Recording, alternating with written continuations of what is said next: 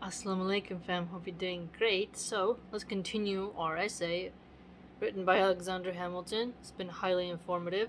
We were dealing with the standing army and who's going to be in charge of it.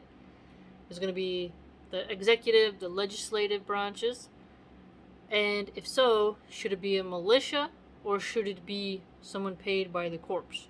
So, a more governmental form of paying them. And he argued that a militia would be subjected to, if they went, it would be disrupted to the economy and commerce, and that it should be someone who is specifically paid to do that duty. Let's continue. In proportion to our increase in strength, it is probable, nay, it may be said certain, that Britain and Spain would augment their military establishments in our neighborhood. So, Britain and Spain being able to put some type of troops in the way of their force on the frontier. If we should not be willing to be exposed in a naked and defenseless condition to their insults and encroachments. Aha, look at that. How did he word it? That is beautiful. Naked and exposed. Defenseless condition to insults and encroachments. So, them moving into the territory, to the frontiers, right? So he's saying we have to have someone on the frontier to protect us from the tribes, Britain and Spain. We cannot just be with no defense, with no one on the frontier guarding, you see? We should find it expedient to increase our frontier garrisons in some ratio to the force by which our western settlements might be annoyed. You see that? So the garrisons of soldiers, there needs to be a good ratio there, right? So that they can actually push back on any type of encroachment from the tribes, Britain, or Spain. There are and will be particular posts, the possession of which will include the command of large districts of territory, and facilitate future invasions of the remainder. Ooh, wow, that's interesting. So, there's going to be people whose job and duty it is to command pretty large districts and to also carry out invasions of any remaining.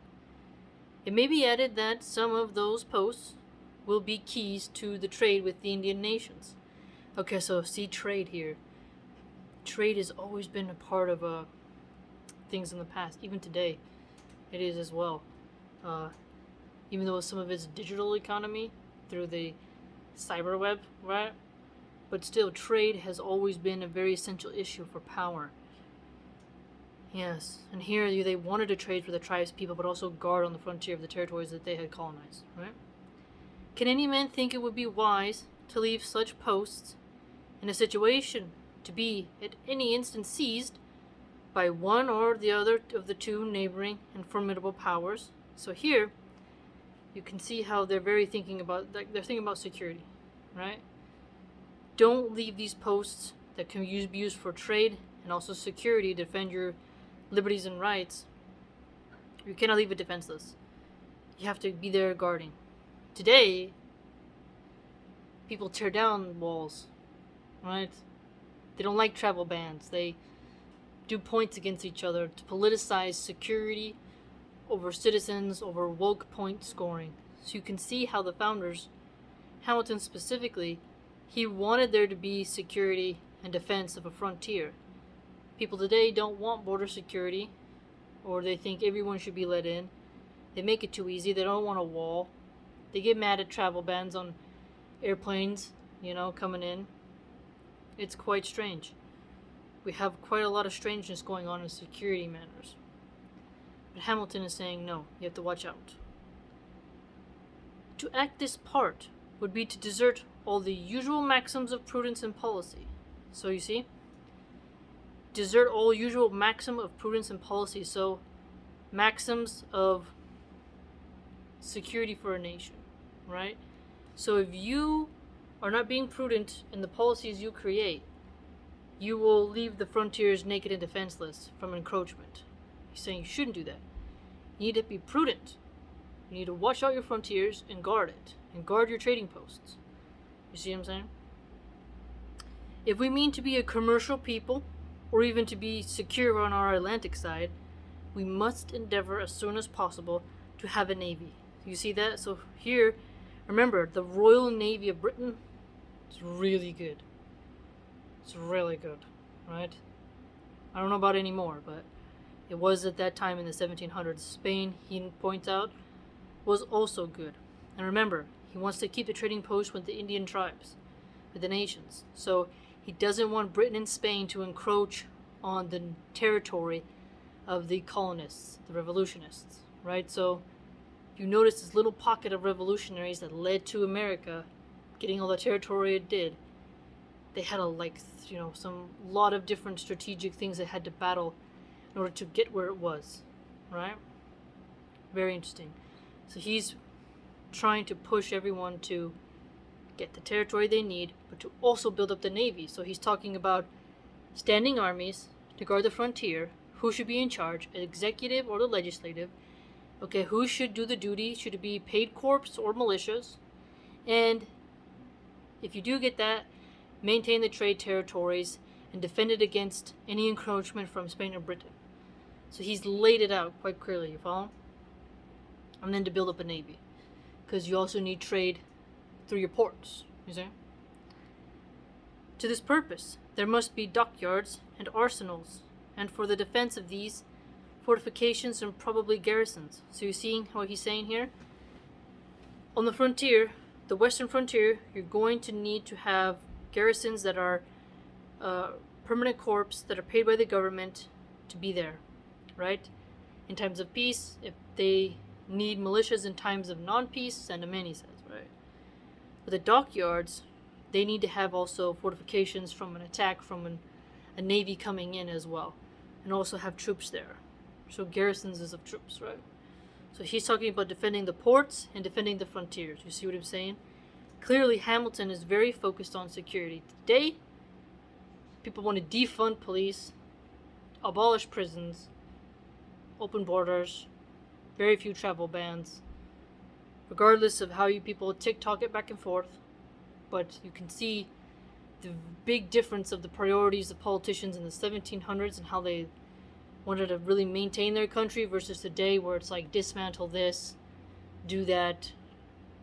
I mean, it's very different rhetoric coming out of the politicians' mouths. It's quite different. It's quite different. When Trump wanted to have the travel ban from China because of the virus, people said it was racist. Then when Biden said they should cut it off from India, they praised it. So it's like, you can see how the narrative changes, you know? When a nation has become so powerful by sea that it can protect its dockyards by its fleets, this supersedes the necessity of garrisons for that purpose. Okay, look at that. So, if you have a good navy, you might not need as many garrisons because the fleet can do the guarding of the port. But I'd argue you kind of need a little bit of both, right? But where the naval establishments are in their infancy, moderate garrisons will, in all likelihood, be found indispensable security against descents, for the destruction of the arsenals and dockyards, and sometimes of the fleet itself. Publius. Okay, so what did he say there? So if your navy is like in the infancy, which theirs was, compared to Britain's Royal Navy, I mean, America at this time, little teeny tiny, quite little fragile. They didn't have as much of funding, right, to compete with, the King of Britain, right? So he's saying is, now it's in this tiny little stage. These tiny little navy cannot, the fleets cannot ward off an attack. So you're going to need to send some garrisons as well. You see? So, very cool. You don't want an incoming navy to destroy your dockyard, your arsenal, or the fleet itself, meaning the ships themselves. Because remember, they had cannons. I mean,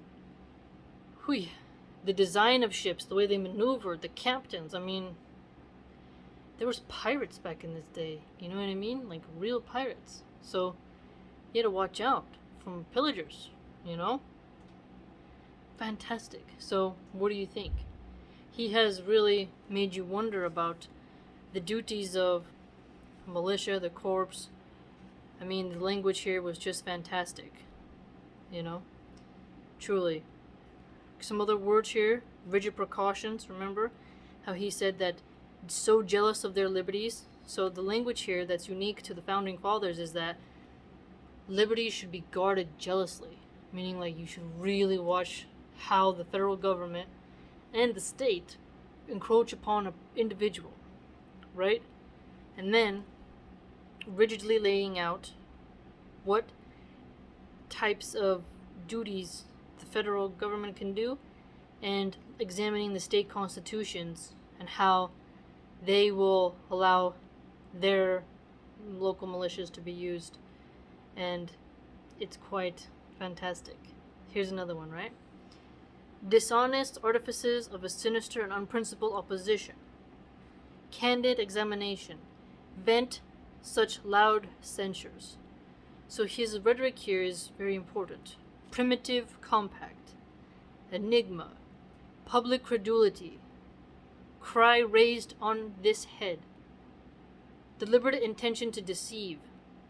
Or by the overflowing of zeal too intemperate to be ingenuous. His language here is powerful. Jealous circumspection restricted to the authority of state legislators in particular. So again, he's so fantastic with the way he writes. But I hope you learned something. And what do you think? Intrinsic merits, true merits. Fantastic.